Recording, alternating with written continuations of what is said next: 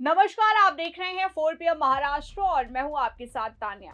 दोस्तों, एक बार फिर भाजपा के लिए मुश्किलों भरा दौर शुरू हो गया है। भले ही केंद्र में भाजपा की सरकार हो, लेकिन विपक्ष ने भाजपा के नाक में दम कर रखा है। विपक्ष छात्रों पर हुए अत्याचार को लेकर पीएम मोदी और अमित शाह से सवाल दाग रहा है। दरअसल 20 जुलाई 2026 को दिल्ली में छात्रों के प्रदर्शन पर पुलिस का बल प्रयोग एक बड़ा विवाद बन गया है। उस दिन दिल्ली के जंतर मंतर पर हजारों छात्र इकट्ठा हुए थे। वो परीक्षा पेपर लीक के खिलाफ प्रदर्शन कर रहे थे। छात्र शिक्षा मंत्री के इस्तीफे की मांग कर रहे थे और संसद की तरफ मार्च निकालना चाहते थे। प्रदर्शन शांतिपूर्ण शुरू हुआ, लेकिन पुलिस ने लाठीचार्ज, आंसू गैस के गोले, पानी की बौछार और पैलेट गन का इस्तेमाल किया। कई छात्र घायल हो गए। ये घटना पूरे दिन चली और पूरे देश में चर्चा का विषय बन गई। कांग्रेस ने इस पर गृह मंत्री अमित शाह को जिम्मेदार ठहराया है। कांग्रेस का कहना है कि पुलिस की कार्रवाई बहुत ज्यादा और बर्बर थी। उन्होंने इसे छात्रों पर अत्याचार बताया। कांग्रेस अध्यक्ष मल्लिकार्जुन खड़गे ने राज्यसभा में ये मुद्दा उठाया। राहुल गांधी ने अमित शाह को पत्र लिखकर पूछा कि पैलेट गन और इतनी सख्ती का आदेश किसने दिया। उन्होंने अमित शाह से जवाब मांगा और जवाबदेही तय करने की मांग की।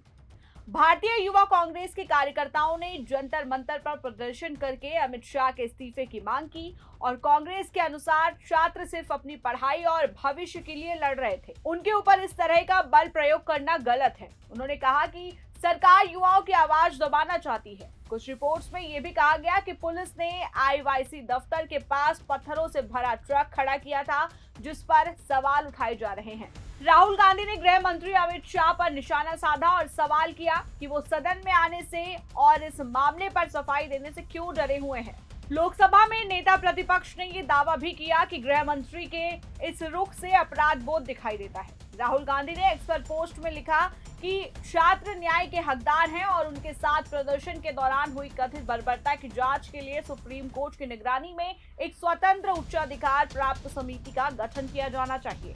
राहुल गांधी ने प्रदर्शनकारी छात्रों पर पुलिस कार्रवाई का एक वीडियो शेयर करते हुए लिखा कि छात्र न्याय के हकदार हैं। एक दिन पहले राहुल गांधी ने कहा था कि दिल्ली में छात्रों के साथ हुई बर्बरता के लिए केंद्रीय गृह मंत्री अमित शाह जिम्मेदार हैं और उन्हें पद से बर्खास्त किया जाना चाहिए। वहीं राहुल गांधी की इस मांग के बाद अन्य लोगों का भी समर्थन सामने आ रहा है। इसी बीच कॉकरोच जनता पार्टी के प्रमुख अभिजीत दीपके ने राहुल गांधी की मांग का समर्थन किया। उन्होंने कहा कि अमित शाह को निश्चित रूप से इस्तीफा दे देना चाहिए। बीजेपी चीफ ने आरोप लगाया कि 20 जुलाई को संसद चलो मार्च के दौरान छात्रों के खिलाफ बल प्रयोग का आदेश केंद्रीय गृह मंत्री अमित शाह ने दिया होगा। दीपके ने कहा कि देश में लोकतंत्र खतरे में है और न्यायपालिका समेत कई संस्थानों पर सवाल उठाए। उन्होंने ये टिप्पणियां छत्रपति संभाजी नगर में अपने घर लौटने के बाद की।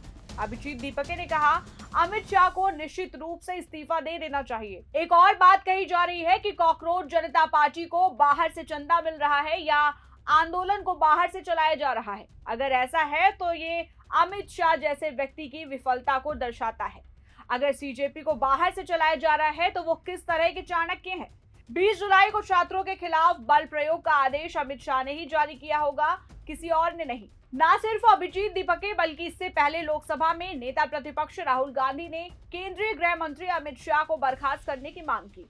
संजय राउत ने कहा कि राहुल गांधी का गृह मंत्री अमित शाह पर जो अटैक है उसमें क्या गलत है। राहुल गांधी देश की भावना को व्यक्त कर रहे हैं। अमित शाह का इस्तीफा तो बहुत पहले ही हो जाना चाहिए था। संजय राउत ने कहा, उनका इस्तीफा तो बहुत पहले होना चाहिए था जब पुलवामा हुआ था। 40 जवानों को आरजीएक्स से मारा गया था, किसकी जिम्मेदारी है। पहलगाम में हमारे टूरिस्ट को मारा गया, ये किसकी जिम्मेदारी है। गृह मंत्री की है ना। आप उनको बचाते क्यों हो। अभी जंतर मंतर पर जिस तरीके से बच्चों के आंदोलन को क्रूरता से खत्म करने की कोशिश की गई, गोलियां पैलेट गन चलाई गई, संसद मार्ग की जनरल पुलिस डायरी में उसका रिकॉर्ड है पूरा। जिम्मेदारी अमित शाह की है। इसके आगे उन्होंने कहा कि मुझे लगता है कि राहुल गांधी जी ने जो इस्तीफा मांगा है ये सिर्फ उनकी मांग नहीं है, मैं मानता हूं कि देश पर पूरे युवाओं की मांग है। वहीं उन्होंने आगे कहा कि सदन में बहुत से ऐसे नेता बैठे हैं जिनकी राजनीति की शुरुआत छात्र आंदोलन से हुई है। मुझे आश्चर्य और दुख भी है कि किसी को नहीं लगा कि जो बच्चे लाठी खा रहे हैं, अनशन चल रहा है, उनके साथ जाकर बैठे और संवेदना व्यक्त करें, उनको थोड़ा समझाएं। हमेशा ये इमरजेंसी की बात होती है, इमरजेंसी की शुरुआत छात्र आंदोलन से शुरू हुई थी और बिहार में और फिर गुजरात में हुई। तो आप लोग छात्र आंदोलन से इतना डरते क्यों हैं? इसके साथ ही राज्यसभा सांसद संजय राउत ने यह भी कहा कि एक आंदोलन इस देश में अभी बचा हुआ है। बच्चों की मांग है कि इस देश की शिक्षा व्यवस्था में जो भ्रष्टाचार है वो खत्म हो। प्रधानमंत्री डर गए, गृह मंत्री डर गए। मैं तो एक फिल्म बनाने वाला हूँ, लापता गृह मंत्री। कहाँ है गृह मंत्री?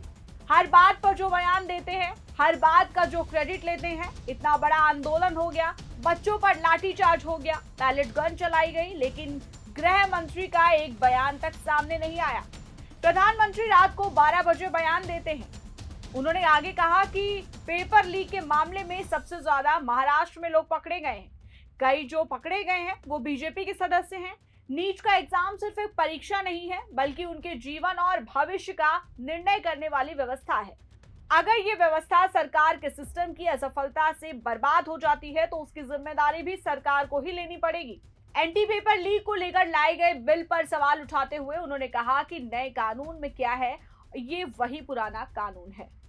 कांग्रेस सांसद पवन खेड़ा ने एक्स पर कहा कि बीजेपी के पास सिर्फ दो ही रास्ते हैं। पहला, अमित शाह का साथ देना और छात्रों के खिलाफ पुलिस की कार्रवाई का समर्थन करना और इसकी राजनीतिक कीमत चुकाना, और दूसरा, अमित शाह को हटाना और किसी हद तक अपनी साख बचाना। ये कोई बहुत मुश्किल स्थिति नहीं है, इसके अलावा कोई और रास्ता नहीं है।